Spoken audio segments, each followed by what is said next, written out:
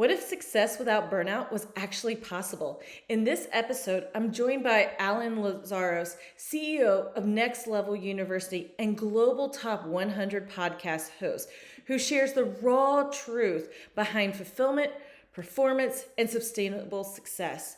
After surviving a near fatal car accident, Alan rebuilt his life from the inside out, and he's giving us the blueprint. Welcome to the Shannon Fox Show, the podcast where we empower career moms to thrive. I'm your host, Shannon Fox, a career advancement coach dedicated to helping moms like you leverage your strengths to land your dream job, secure that well-deserved raise, or finally get that promotion, all without sacrificing time with your family. Each week, I'll bring you actionable strategies, inspiring stories, and strength-based tools to help you align your career with your natural gifts and step into your full potential. So, if you're ready to stop feeling stuck and start building the career and life you deserve, you're in the right place. Let's get started.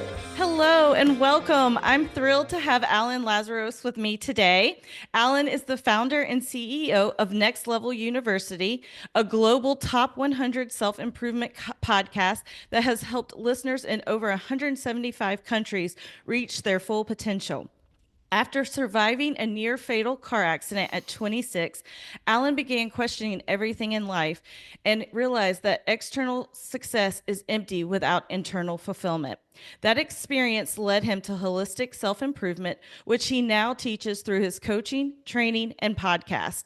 Alan's approach is heart-driven, but no BS. And today he's here to share how we can optimize our success, performance, and fulfillment without burnout. Alan, welcome. I'm excited to dive in today. Optimize our success, fulfillment without burnout. Yeah, that last part's tough. Yes. But I'm excited, and I've approached burnout several times in the last decade, so I know sort of how to deal with that, and I'm grateful to be here. Thank you so much. Gratitude first. Thank you. Well, your journey started off with a life-changing event in your car accident. How did that impact your life and get you where you are right now? So I'll give you the shortest possible version because I know we have a short sort of time perspective here with the 20-minute episode. So there's 3 events in my life that are very connected that really shaped who I am today. And again, obviously, I'm 36 now, so I'm reflecting back on this. At the time, I had no idea what the hell was going on. But essentially, so the first of the 3, my birth father's name is John McCorkle. My real last name is actually McCorkle. And he passed away in a car when he was 28. Wow. Second, I had a stepfather, Steve Lazaros, from age 3 to 14. And when he left at 14, we went from sort of boats and ski trips and early Christmas presents, doing very well financially from the outside in, but my mom and stepdad didn't really get along, and that's a polite way to put it on a public medium. So from the inside out, things were not good. From the outside in, things looked great. 90s, .com bubble type of stuff. And then when he left, he took his entire extended family with him, and we went from my mom drives a BMW and all this stuff to she trades in her BMW for a little Honda Civic. I get free lunch at school now because our income is so low. And I go from I hope I get into my dream college, WPI. It's kind of like a mini MIT in Massachusetts, to even if I get in, I don't know how I'm going to go because it's $50,000 a year, and this is back then. So I bootstrapped my way through high school, straight A's, got all the financial aid and scholarships I possibly can. Thank you, Massachusetts and the U.S. for investing in me, seriously. But then I got computer engineering, master's in business, off to the races, corporate, rose very quickly, became a global 1% earner in my early 20s, and just was used to going without because I was broke in high school and college. So I just invested it all and paid off all my debt, and I was just kind of swimming in it for a little while there. And then I get in my car accident. So that's what you had mentioned in the intro there, and that when I was 26. So I'm 36 now, even though I look 15. I used to be able to say, I hope I hit puberty at 37, but then I got the little mustache going, so now I can't say that anymore, I guess. But anyways, so that was 10 years ago. And when I was 26, it was me and my little cousin, second cousin. And he was 17 at the time. I was in my early 20s. I was 26 years old, mid-20s, sorry. And it was head-on collision, my fault. I crossed the double yellows, lift kitted pickup truck, not a fender bender. So normally I show pictures of the car because the entire front end was completely smashed in. The whole car was completely totaled, but the frame stayed. I used to call this car the tank. I was driving a 2005 Volkswagen Passat, totally saved my life. German engineered steel trap of a car. I used to call it the tank. And the tank totally saved my life, both airbags deployed. But so physically we were okay, obviously rattled, but no permanent damage. But mentally, emotionally, and spiritually, I'm 26 at the time. My dad died in a car when he was 28. And I'm just going, this is the second chance my dad never got. And it just got me to question everything. It was my quarter-life existential crisis. And so that's the shortest possible version I can give. And that was 10 years ago. And that's when I found self-improvement. And that's when I started going inward a lot more than external achievement. Because I think when my stepdad left, I thought to myself, okay, there's no trust fund. There's no generational wealth. There's no dad. Like, we don't have a nest egg. So I have to go earn success to try to take care of my family. To then at 26, I realized that script isn't going to work because I'm losing who I am inside. Right. Wow.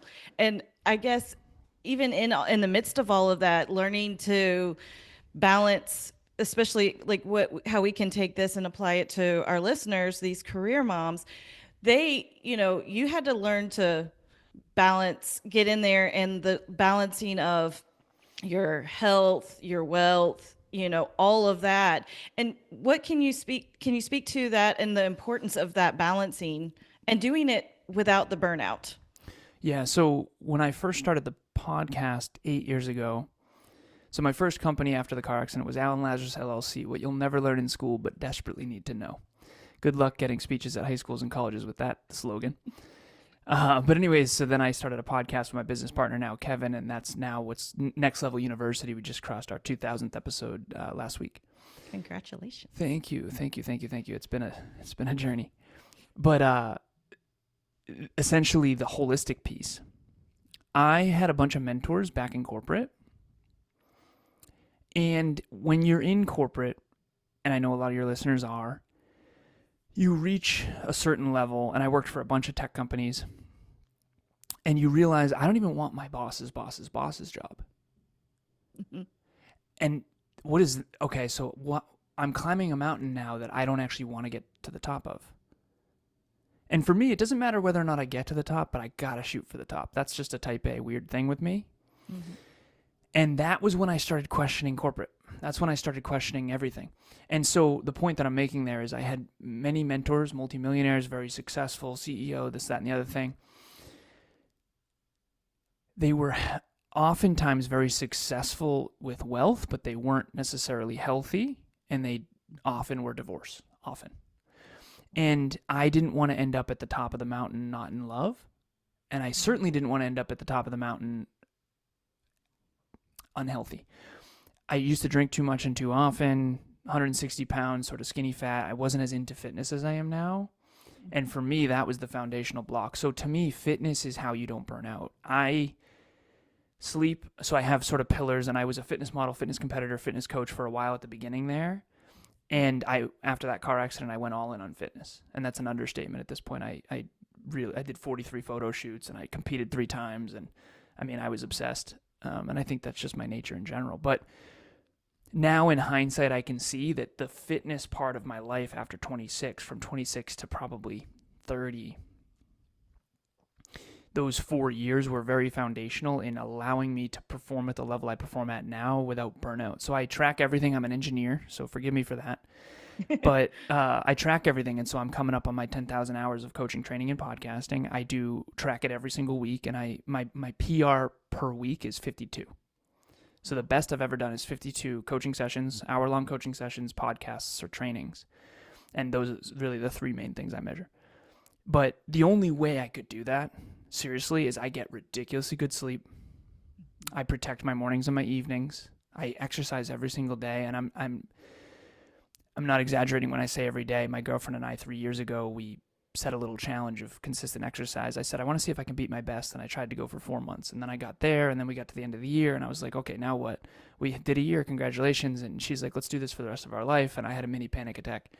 Um, because I said, sweetheart, I'm not saying I'm going to do this unless we're actually going to do it. I'm talking like forever? Seriously? Are we going to do this forever? Now, it's only a half hour a day. It started out at 30, then it was 35, then it was 40, now it's at 45.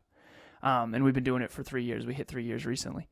But at the end, and we track it on the whiteboard downstairs. It's interesting. But at the end of the day, walking counts. Swimming counts. If we did a 5K on the weekend, it counts. Weight training, we try to weight train every day.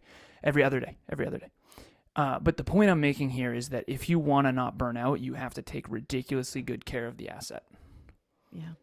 And if you could, for most of the type A martyrs out there, similar to me, when you're a business owner or you're in corporate, a lot of times you're very competent and a lot of people know that you'll take on the work. So you just take on the work. You struggle to say no. And you're grateful for the job, and that's how you've gotten to where you are, quite frankly. But there's constraining effects on that because you can only do that for so long before you start to burn out. And when you burn out, you're not good for anyone. And then if you add kids into that mix, you get married, all this stuff. And I'm not married or have kids yet, but I'm preparing now because I want my business to be in a place where I can be present in the mornings and the evenings with them. And so not burning out, I think, is the fundamentals of fitness. And I have 7 of them that I call the fundamentals of fitness that I'll just give real quick. And everything's a formula for me. So as an engineer, I'll just give you the high level. So sleep is number 1. Picture a pyramid with 7 layers. Sleep is the first one. The second one is hydration. Always have water near you. Nutrition is the third. Micros, macros, and calories. Training, some sort of exercise, daily exercise. Mobility, that's the one I suck at the most. Stretching, foam rolling, that kind of thing. Massages. And then you've got breath work, which I actually did last night. Breath work, you can look it up. I wasn't introduced to breath work till I was like 31. We had a guest on our show named Samantha Skelly, and she took us through a breath work, and it was like, whoa, this is so powerful. Yes. I actually used that last night because we have it recorded. And then the last one is supplementation, which is vitamins, that kind of thing. And I think a lot of people go to the top of that pyramid and they tried the supplementation route. And I know why, because I was in the fitness industry too. And you can't sell sleep, hydration, and nutrition, but you can sell supplements, right? So that tends to be where the focus goes, unfortunately. Right. But yeah, that's really the answer. The unsexy answer to not burning out and to staying holistic is make sure you take ridiculously good care of yourself. And not feeling guilty about it. Exactly. Well, you can feel guilty about it, and you probably will, but you shouldn't. Right, exactly. Because I do know, like, there are times when I'm going, oh, I really need a massage. And then I go and my husband takes care of the kids. And then it's like, oh, man, I'm sitting there feeling bad. And I'm like, no, I have to come and show up as the best version of me in order to be the best mom, the best wife, the best business owner, all of that. And so we have that tendency, I think. So yes, I also have that tendency too. We call it martyrdom, and it's not good. It's not good. No. I think a lot of Emilia and I, we coach couples. We have something called the Conscious Couples Podcast. So we've been coaching couples for 4 years, and usually in every relationship, there's one person who really has trouble putting themselves first. A lot of times, the other partner actually is really good at putting themselves first. That can be a dangerous combo. I've had someone like that in the past. Yes. Leave them. I'm kidding. But at the end of the day, some of us struggle to be selfless. That's, I think, the narcissists of the world. And then some of us struggle to be selfish. Yes. And being selfish is taking really good care of yourself. And it's the most selfless thing you can do if you're doing it to become greater so that you can serve more. Right. Yeah. I agree. So you talk about happiness, and a lot of people chase happiness over fulfillment. So what's the difference to you, and why does it matter? Yeah. Awesome question. I remember in my early 20s, my mom kind of confronted me about something that we had a little discord with, and she said, why does intelligence matter so much to you? Why isn't it enough to just be nice? And I remember thinking, as an engineer at the time, again, I was in my early 20s, I had a little ego on me. I was like, that's got to be the dumbest thing I've ever heard, but whatever. I said, what's the difference between a smartphone and a dumb phone? A smartphone is more capable. So what does this have to do with fulfillment? I told my mom, this was the best way I could explain it, and I'm very direct, and I'm an engineer, and I think in mathematics, so please don't hate me for this. But I remember thinking, so I grew up in a very, how do I say this in a way that's not going to come off wrong? challenging environment. I grew up in the boulevard of broken dreams. Okay. I looked around and it freaked me out. Everyone hated their job. Everyone hated their wife or husband. You don't even like each other, never mind love each other. I mean, what are we doing here? And I remember I was a kid. I was very observant. I was very intellectual. So I was like, I don't know. This seems terrible. Everyone's waiting for Friday. No one likes their career, right? I can't do this. And so this is what I said to my mom at the time. I said, Mom, I'm trying to figure out the formula to not end up old and miserable like everybody else. Because at the time, thank you, I'm glad that you laughed because I meant it though. And at the time I did, I looked around and everyone looked unhappy and unhealthy. And so fulfillment is the answer in my opinion. So fulfillment and happiness, what's the difference?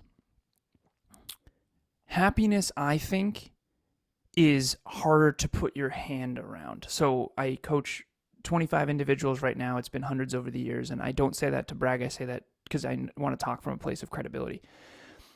What you realize is that no one really knows what happiness actually is. Okay, are you happy? Yeah. Okay, how happy? 0 to 10. I don't know. 7. Okay, what would make you happier? New shoes. Like there's nothing that you can grab onto really. So I figured it out. It's a formula, and I'll give you the formula right now. And it took me a long, long time to figure this out. There's 3 aspects that we call happiness, and I think we're off on that label. But again, that's just my perspective. So the first one is joy. Joy is, are you enjoying the moment that you're in? So right now I'm enjoying being on this podcast. Okay, it's challenging because it's short form and I know I'm long-winded, but I'm grateful to be here. All right, number 1 is joy. Number 2 is pleasure. Pleasure is result reliant. I'm actually not in pleasure right now. Let me explain why. This is a challenge. I know we got to go in 3 minutes. I'm long-winded. I'm trying to explain these concepts. I don't know if I'm doing a good job. Okay, so pleasure is eating donuts. I always say, donuts will never fulfill you. I've tried. They'll fill your belly, but they won't fulfill you. All right, and then number 3 is fulfillment. And fulfillment, I believe, is growth and contribution and quality of life. It's the consistent next level of yourself. Next level you, pun intended. So fulfillment is Alan version 3.6 is better than Alan version 3.2, better than Alan version 2.8, better than Alan version 2.6 when I got in that car accident. So I'm 36 now. I'm Alan version 3.6. I'm more aware. I'm more capable. I believe in myself more. I have higher self-worth, all this different stuff. I've worked on myself. And I think that when you do that, you end up fulfilled. Here's the problem. All of what's required to do that is not pleasurable. True. I work 6 days a week, 11 to 7 minimum every week. I haven't taken a full day off in 10 years. And I'm not kidding. And now some people say that's terrible for you. I understand. Sometimes it's an hour, sometimes it's 2 hours, sometimes it's 15 hours. But I build something every day toward my business and my mission. Now, my point of that is that none of that was super pleasurable. Right. Pleasure is margaritas on the beach. I haven't drank in 5 years. Alcohol. 5 years sober. None of that was pleasurable. Missing the wedding, missing the barbecue, but I am fulfilled. So I think happiness is the wrong measure. I think fulfillment is long-lasting, and it doesn't go away just because you're hungry or tired or sick. Fulfillment is who you become and what you contribute, and the overall quality of your holistic life. Happiness is kind of fleeting. Right. Yeah. I love that explanation. So where can our listeners best connect with you? This has been a huge challenge because I'm so long-winded. Thank you so much. You can Google or ChatGPT my name. As pretentious as that might sound, I think that's probably the easiest way.